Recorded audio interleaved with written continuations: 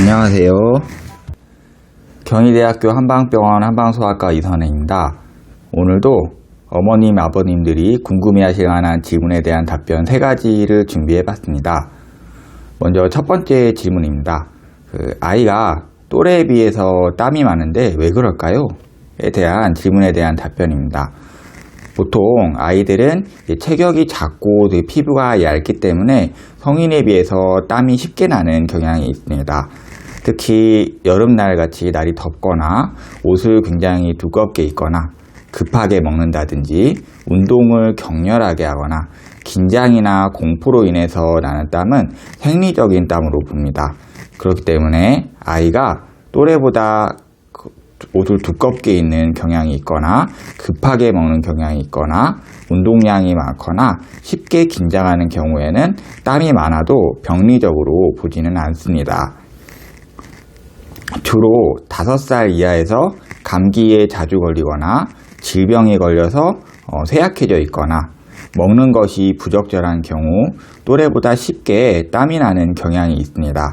보통 이런 아이들은 동반 증상으로 추위를 많이 타거나 안색이 좀 흰색인 경향이 있거나 호흡이 짧거나 피로해하거나 식욕이 없거나 대변이 무르거나 피부가 뜨끈뜨끈한 경향이 있고 구취가 있는 경향도 있긴 하는데 이런 경우는 이제 검사를 해도 별다른 이상이 없는 경우들이 많습니다.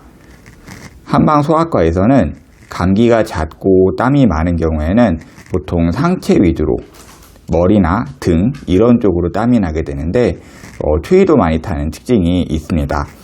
이런 경우는 피부가 조밀하지 못하다고 생각을 해서 환기를 사용해서 피부를 탄탄하게 합니다. 삼계탕에 들어가는 환기를 좀 구매를 하셔서 좀 물로 좀 달여서 평소에 먹이는 것도 도움이 될 수가 있습니다. 그리고 오래 질환을 앓아서 허약해져 있고 땀이 많은 경우에는 전신적으로 땀이 나고 잠을 잘 못 자는 경향이 있습니다. 이런 경우는 체액이 부족해져 있다고 판단을 해서 인삼이나 홍삼 이런 것으로 체액과 허약을 보충해 줍니다. 달고 기름진 음식을 자주 먹고 땀이 많은 경우에는 피부가 식지 않고 뜨끈한 느낌이 들면서 땀도 노랗게 나서 옷이 물드는 경향도 있는데 이런 경우는 비위에 습기와 열이 많은 것으로 보고 석고를 사용해서 열을 내려줍니다. 두 번째 질문입니다. 아이가 잘 때 머리에 땀이 많은데 문제는 없을까요? 에 대한 질문에 대한 답변입니다.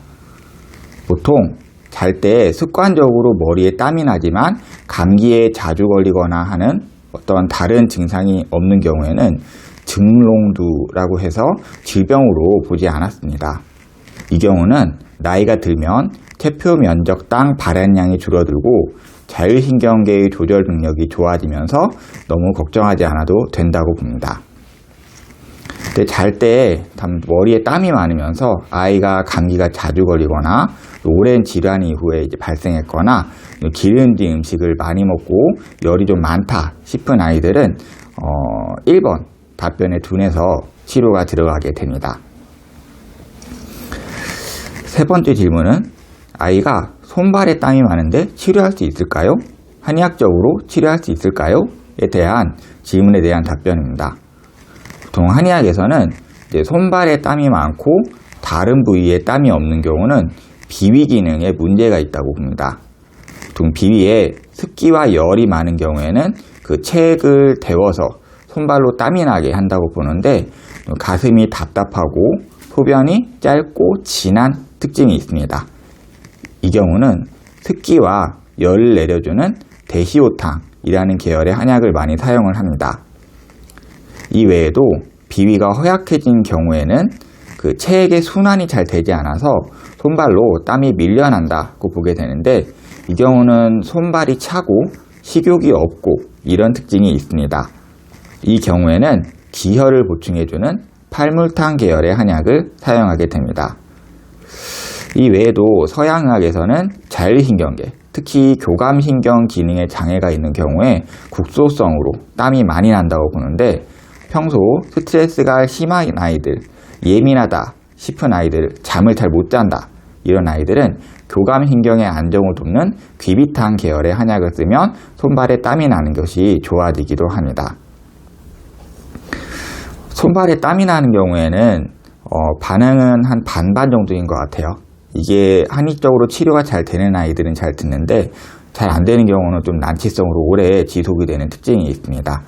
좀 가까운 한의사나 한약사를 방문하셔서 아이의 상태를 상담하시고 처방을 받으면 좀 더 정확한 처방을 받을 수 있을 걸로 생각이 됩니다.